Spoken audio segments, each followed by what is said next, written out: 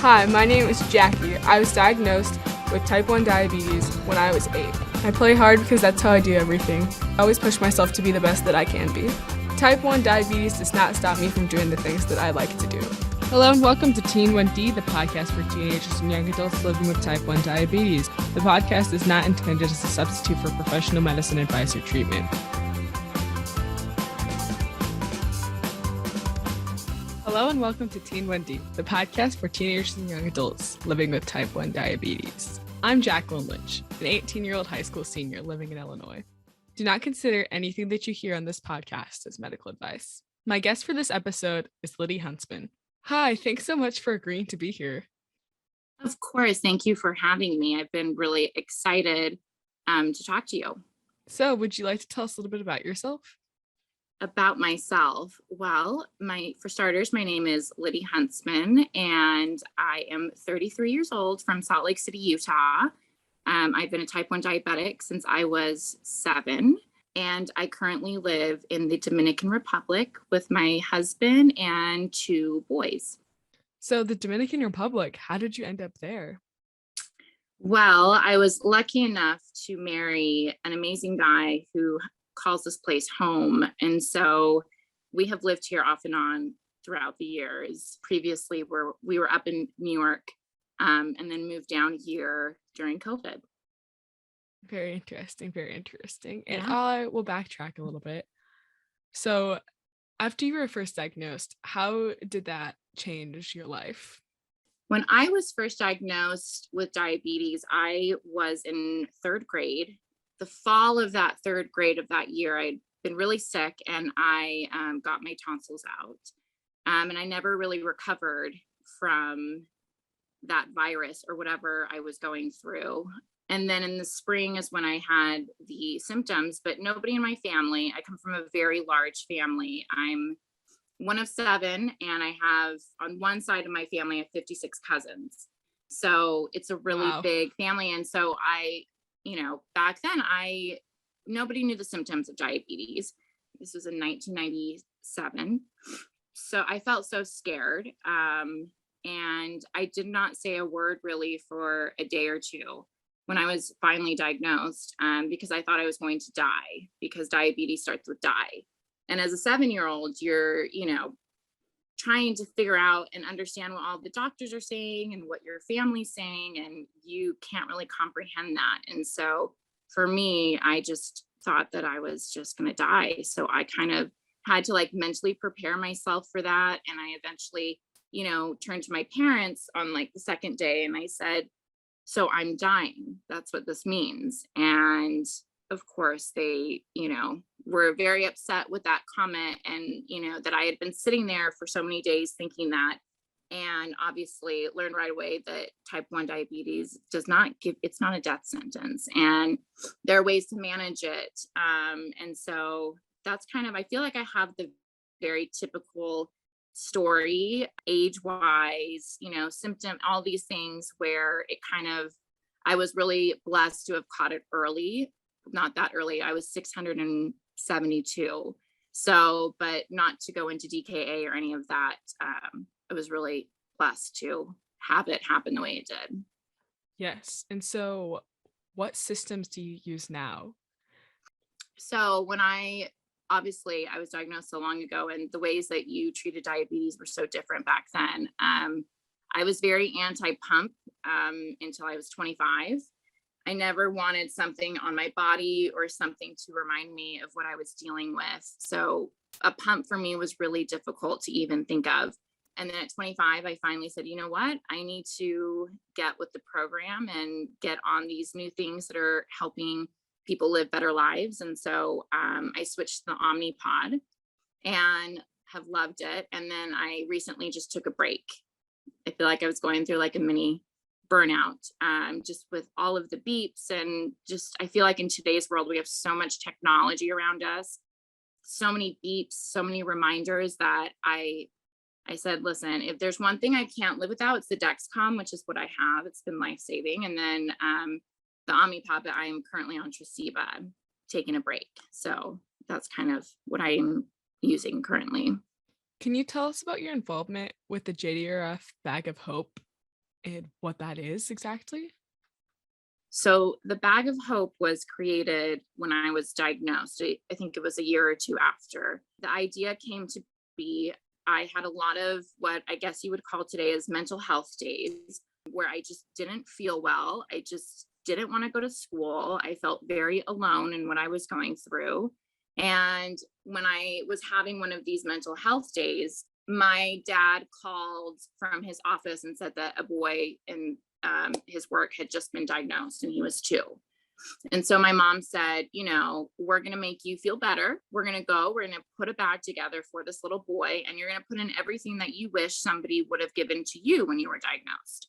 And I will bring a little something for the mom, and we're going to go and we're going to talk. And so we ended up doing that. His name was Ryan. He was 2 years old. I think I was 10.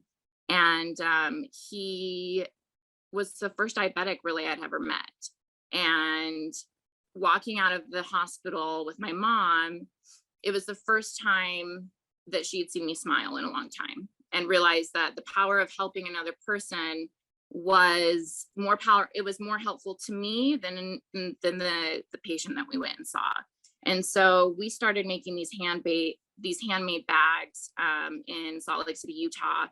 And we would go up. This is before HIPAA, where you could just walk up in a hospital and visit anybody. And so we would go and we would get a list from, I believe it was JDRF at the time, or I guess JDF.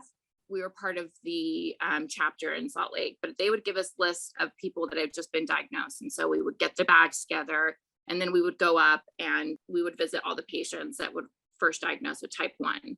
And then eventually JDRF loved the idea, and they kind of took over. And now today, I think it's the bag that every child and teen is given when they are diagnosed. And so it's a really powerful and important program within the type 1 diabetes community.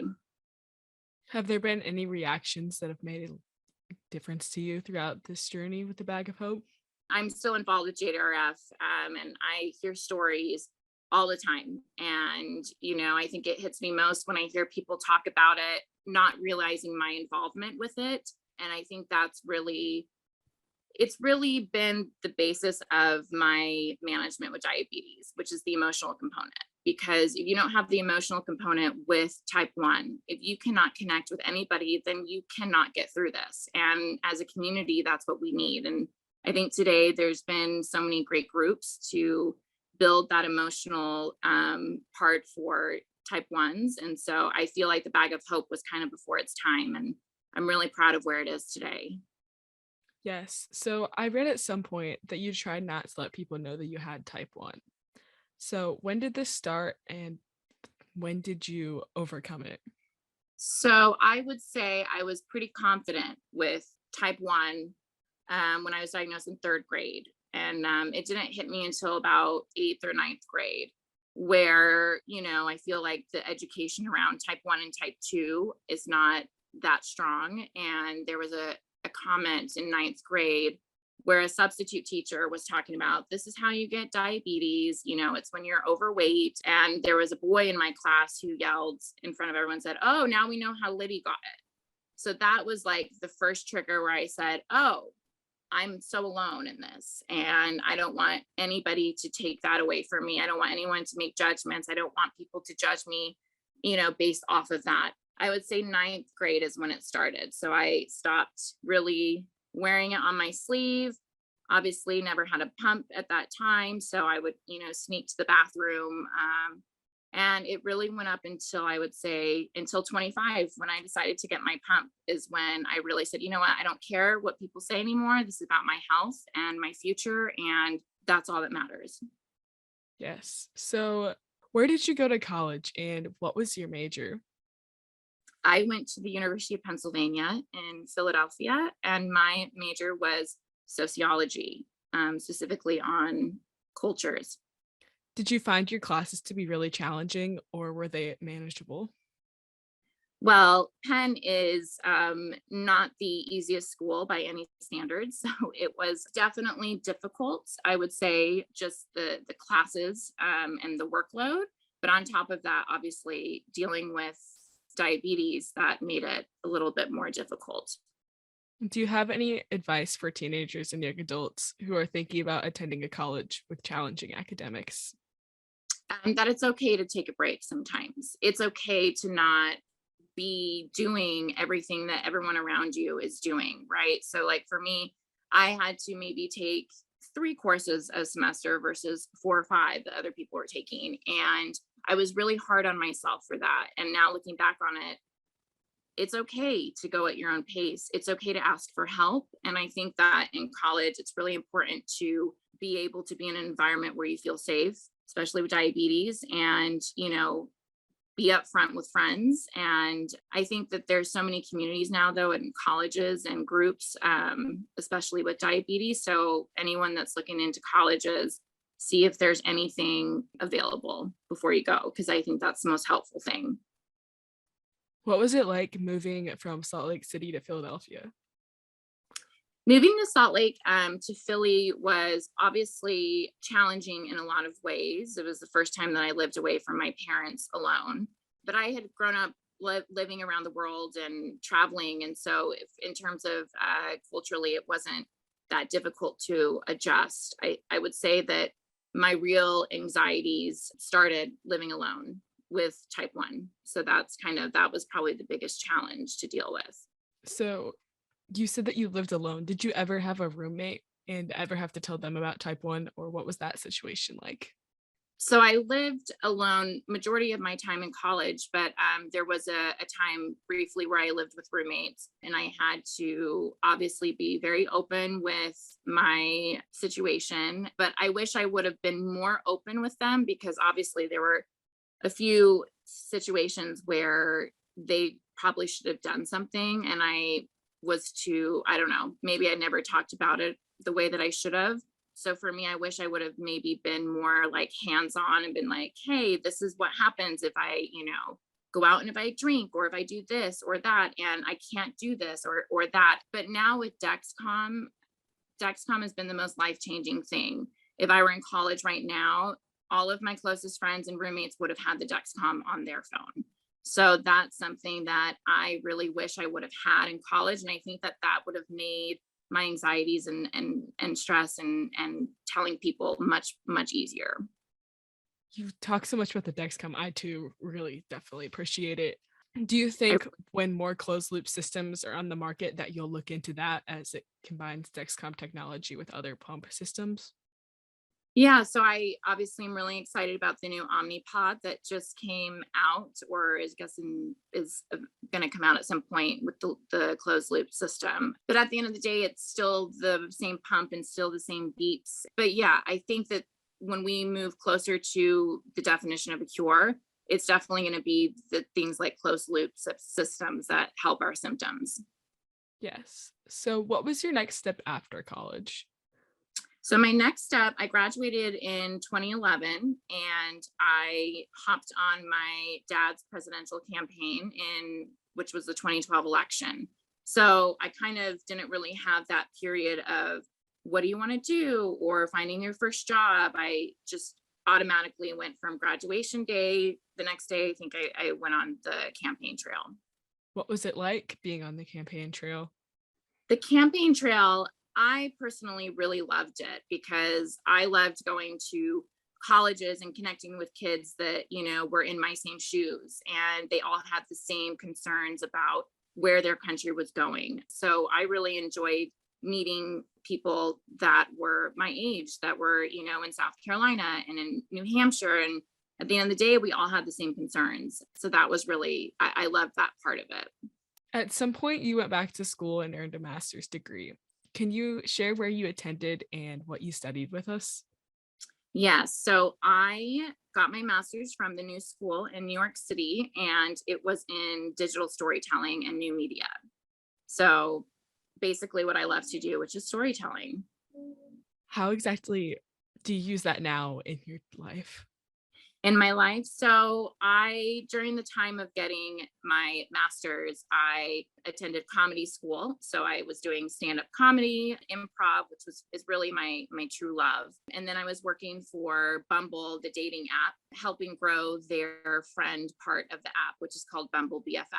So I was basically using what I was learning in school, which is, new media and digital storytelling. And I was putting that towards creating the Bumble BFF Instagram and ways that they were branding, which was incredible. It was a really great experience doing that. Yes, that sounds really interesting.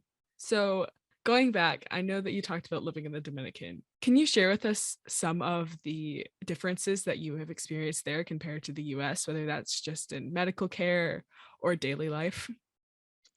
Well, I will be very honest and personal here. The Dominican Republic has been incredibly challenging with diabetes, to the point where we're moving back to Utah in the summer because the access to insulin, and there's no access to pumps or Dexcoms here, and it's incredibly hard to get it here. You have to travel to the States or rely on people, and that's been very challenging.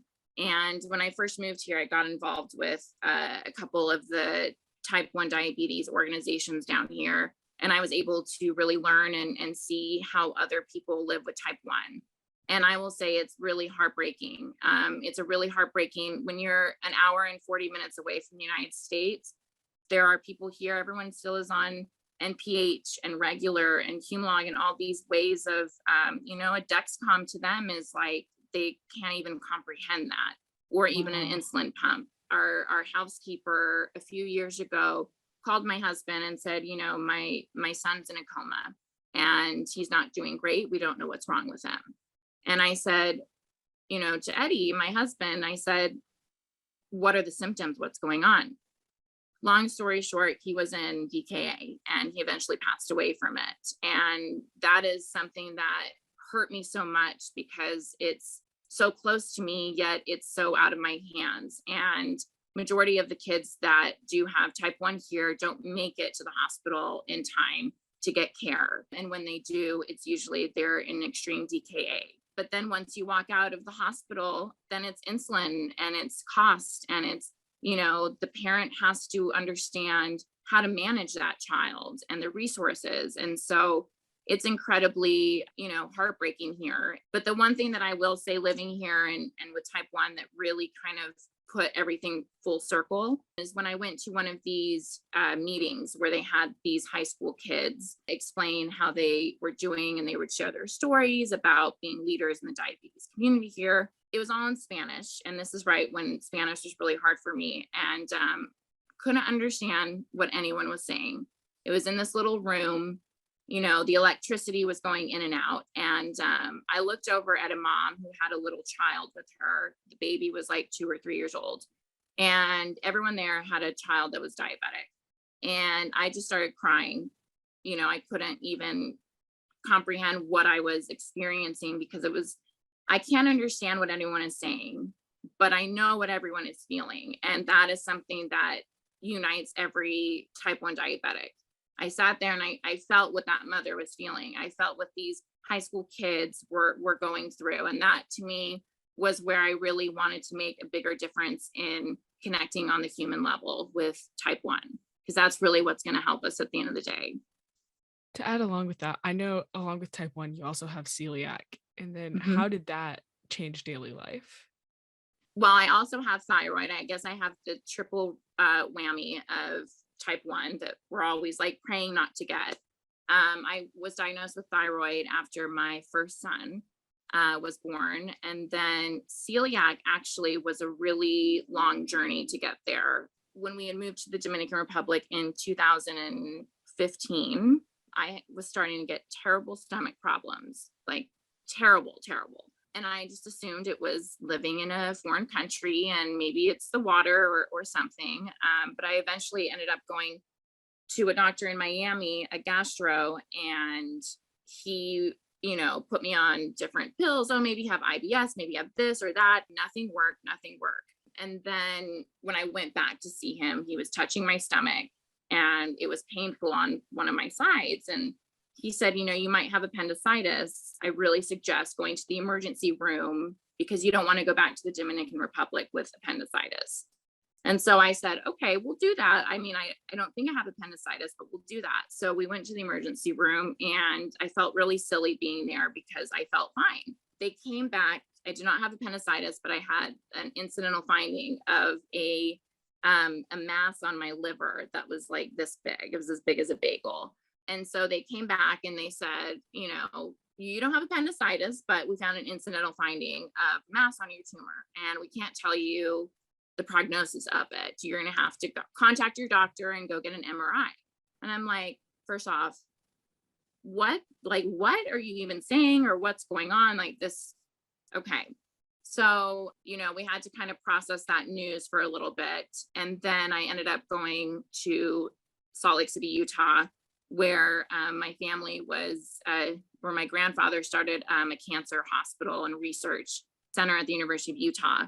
And I was a patient there, and it was really kind of surreal to go through that experience. I had to get surgery. They took out my mass and then they had to take out half of my liver, which your liver actually is the only organ that regenerates. So it was able to go back to normal after, which I was really grateful for. And so I said, oh, that was because of my stomach issues. It was sitting on my stomach. Okay. Makes so much sense. Get back to the DR. Stomach problems are still happening. So by then, you know, my doctor was like, hey, we need to go do an endoscopy.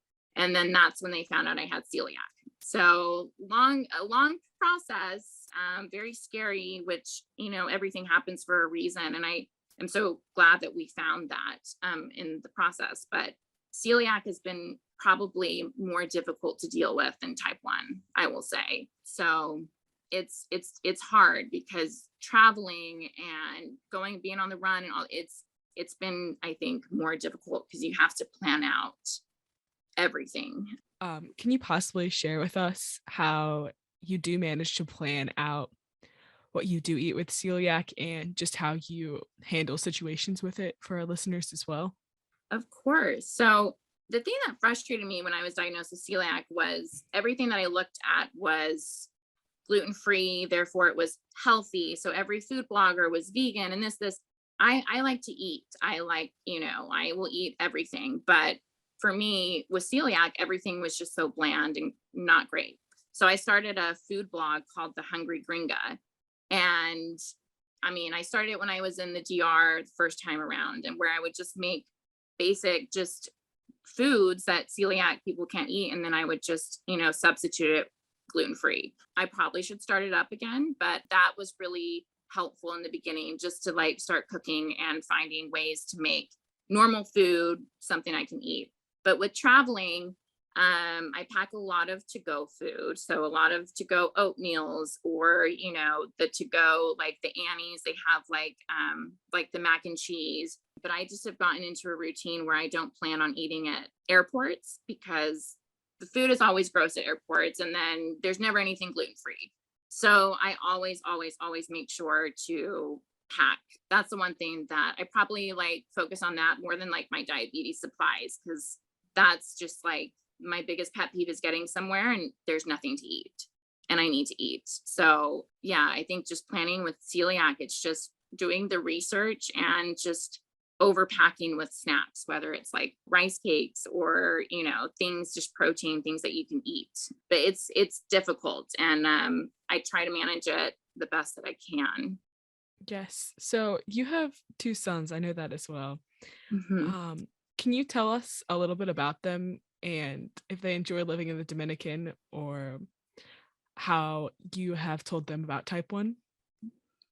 Yeah. So my first son, Harrison, he is 7, which is kind of weird to watch him in this age because it's when I was diagnosed with diabetes. And we've had a lot of conversations about type 1. And first off, they love the Dominican Republic. They're both bilingual. They are really, they're really adaptable but they're wild. They're very high energy. So, but they've loved it. And I just got them tested for type 1 for the gene. And I'm happy to say that they both came back negative. So that was really a sigh of relief for my 2 kids. But with type 1, I always kind of have introduced type 1 as my first baby. So that's like for them to know and love their mom, they have to also know and love this other baby that I have. So I had a friend in Salt Lake who she was type 1, and she just has not taken care of herself for years and years and years and years. Kidney transplant, you name it. She's had it, since I've had it. So for, over 25 years. And she recently passed away from complications. And so that was something that was really difficult for me to kind of see and explain to my son, because, people around me were talking about it and conversations. And, I had to explain to my son, like, this is why mommy does what she does. Like, this is why she needs to take care of herself. I have to put diabetes first. I have to do these things. And he has really become such a champion and understanding. Like this morning, for example, he had his first bike race, but I was traveling the last 24 hours and I woke up, I'm been, so jet lagged and tired, and my blood sugars were just, I wouldn't eat, and, the spikes up and down. And I had to put that first this morning. Couldn't go to his race. I had to do that. And, so I think just by talking to him from day one about it, even when he couldn't understand it, he now fully grasps what his mom goes through. So I'm an open book with my kids. My younger son, Hunter, is 2.5. So he's a little too young to understand.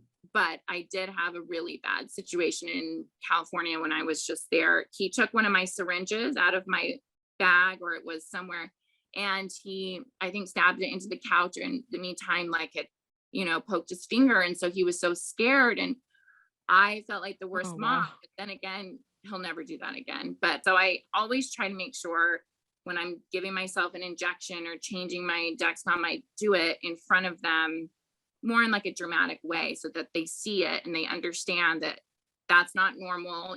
They don't need to do that, but their mom has to do it to be a mom. So yeah, I've been very transparent with them.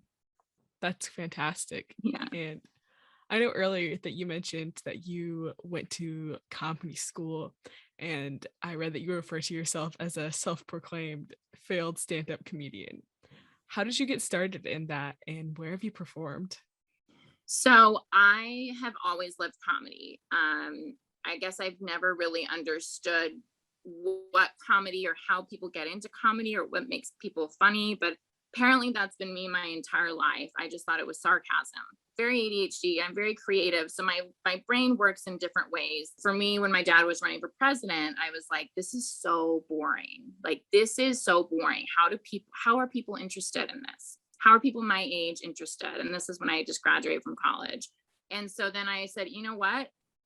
How would someone make me, if I wasn't in my shoes, interested in politics?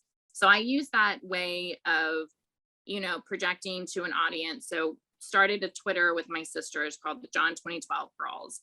We then started making spoof videos we did one of, there was someone who was running Herman Cain, and he had a really crazy political ad where his campaign manager was smoking a cigarette into the camera. And it was vote for Herman. It was you can look it up. It's a very bizarre ad. And I was looking at this and I was like, this is not normal. So my sisters and I, we redid the skit, and it was more like an SNL spoof, right? And we blew bubbles instead of smoke from a cigarette. So, but more of talking about my dad through it. And I realized that's really my love. I love being able to communicate in a humorous way to people about hard topics. Before I met my husband and started a family, I worked with Broadway Videos, who is Saturday Night Live's, their studio that they use for producing and all that. And so I was able to go work on a film for Saturday Night Live for a summer. And I said, this is it. This is really what I want to do. I love humor. I love being able to, I just love feelings. I love being able to, tell somebody, and to be able to control feelings, I think is a really strong thing. And I think comedy, if you're able to take a misery away from somebody for at least, 10 seconds or something, that's a good deed. And so I started just doing stand-up in New York. I did a class down in the West Village at the Comedy Cellar. So I've performed at the Comedy Cellar a couple times. I used to perform twice a week, I think, at this place called the Comic Strip Live, which was up on the Upper East Side. Another place was Dangerfields, which was an institution. It was great. It just closed, sadly, because of COVID. And then Stand Up New York, which was another club that I loved. But I would try to make my rounds every week. What was it like to get up in front of a crowd and perform?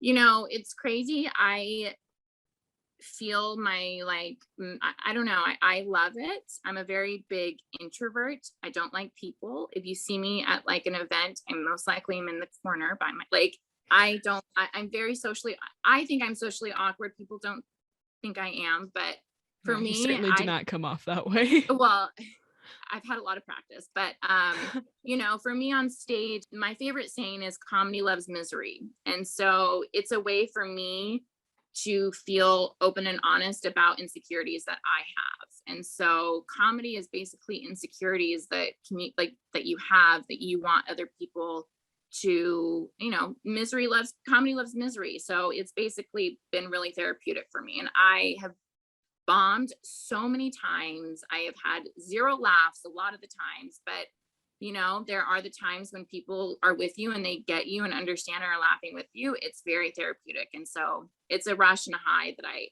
enjoy. So how did you come up with ideas after you'd realized that this is something that you'd wanted to pursue? I know that you talked about the comedy loving misery, but were there any jumping off points that you found yourself often going to? Yes. And it would be my background and my husband's background. I am, a former Mormon from Salt Lake City, Utah. I have only been raised around a very conservative lifestyle. And my husband is Dominican and Latin. And, it's a very sexualized culture here. And it's a very loud and it's just very different from where I'm from. And so I like to cross culture, because then they are very similar in a lot of ways. Mormons are very, family oriented and have a lot of kids and cousins, and Dominicans also are the same way. So I really like to, because it's been really hard for me to adapt in both, and I think in any culture, right? So that for me with comedy was me being able to feel that I'm okay, adapting. I see that you are on the leadership council as well for Beyond Type 1. How did you get involved with Beyond Type 1? So it's a really not a normal story, I guess, for me. I was living in the Dominican Republic. Again, this was in 2014, 2015. And I was really struggling just with we're always struggling with diabetes, right? And I was just, on Instagram or something, and I came across Beyond Type 1, and I was like, what is this? There were all these new kind of groups that were kind of starting in the beginning, and Beyond Type 1 had this like social media app that was kind of like Facebook, but it was diabetics. I don't know if it exists anymore, but I signed up for that, and I just felt like I was connecting more and more with that. I was just needing that connection. And I was in New York one weekend with my husband, and there was a blogger named Libby, and I was following her, and she had posted, Beyond Type 1, meetup in New York City. And it was that weekend. And I looked at my husband and I said, we're going. And he's like, you want to go meet strangers? I'm like, yes, I want to go. We're going to go and we're going to do it. And this is going to be great. I randomly showed up. Totally, it's just so out of character for me. And I showed up, and it was a small gathering. I ended up talking to everyone, and that's kind of where I met this is in the beginning. So some of the founders were there. And so I just was able to kind of connect and, meet with them there. And then when I moved to New York is when I got more involved with them. And yeah, I think it's been an incredible tool within the community, and it's really helped me. And I know it's helped so many other people connect virtually, especially right now when people feel really alone. To go along with helping people, I saw your 2017 article in the Salt Lake Tribune in which you argued that CMS and Medicare should cover the Omnipot insulin pump for people who are on Medicare. How did you get involved in this issue? And is it true that Medicare now covers Omnipod? So in 2017, I was contacted by, just because I've been in the political world and, people know I'm type 1. I was contacted by a friend of mine who was the people that were fighting to get this covered were like one of his clients. And so he wrote me or called me and asked, hey, would you want to help? We just don't know who to contact, or, Insulet's trying to, we're just trying to fight this and win to get Omnipod covered. And I said, I can see I'll see what I can do. And that's when I ended up writing an article in the Salt Lake Tribune. Just, it all came down to like the wording of how pumps are used, because Omnipod is tubeless. So that's where the whole issue became a problem. I tried my hardest to find somebody who could help, get this passed. I ended up getting in touch with Seema Verma, who was the head of Medicare. She was like the woman running it at the time. And I ended up getting on a phone call with her and tried to lobby and tell her my experience of why this is so important for the older generation as well with type 1. And then somehow it was passed a couple of months later. So when I got that message, that was really cool to see that was able to now they're able to have coverage. Yes, that's fantastic. Yeah. So as we end this episode, do you have any advice for anyone who may be listening? Well, I have a lot of advice in a lot of areas, but specifically with type 1, I think this can be any area either. If you have a lot of advice in any area, feel free to share. Well, I think that it can go. My biggest thing with diabetes is treat it well. Like all we have in life are our feelings and how we feel. And if we don't feel good, if we're physically, because we've decided not to take care of ourselves, like we should be able to feel good. Diabetics, like we need to feel good. Don't be hard on yourself. I think everyone's doing their best. No one knows the best way to care for diabetes. I think that's what it is. And I think that we don't think that the emotional component is the biggest thing. And to be able to find just some outlet of connection will help you through the really hard times. And I think my best quote and best advice is that no feeling is final. And, you just have to get through it. Trust me, I felt terrible this morning. And I feel so much better now. And it's just getting through the hard parts. But we're all in this together. And I think that that's the biggest thing. Yes. And as you were well aware, we are all more than our type 1. What do you do in your free time? And do you have any books, movies, or TV shows that you would like to recommend? Oh, well, I have a lot of things that I do on my free time. Mostly right now it's with my kids, and we're here in the Dominican Republic. I love writing. I love reading. I like a lot of documentaries. So like Sundance just happened and it was really cool because it was all virtual. So you're able to like watch these, independent documentaries in your own privacy, which is great for me. But the series I loved was Yellowstone. Very cool. And I would say, yeah, I don't know. I feel like I'm just trying to survive day to day, like everyone else these days. And I think this is super cool what you're doing. And I wish so badly that like this was something when I was in high school and playing basketball. I know you played basketball, and yes. Yeah. And that's not easy, especially with type 1. So I've been through that all. I wanted to play in college. That was like, I thought I was going to be in the WNBA, but obviously that didn't happen. So, it's a day by day thing. Yes. Thank you so much for being here today. Of course. Thank you so much for having me. And I hope to talk to you soon. Yes. That's all for today. If you have any suggestions for future topics or guests, or just want to say hi, don't hesitate to reach out.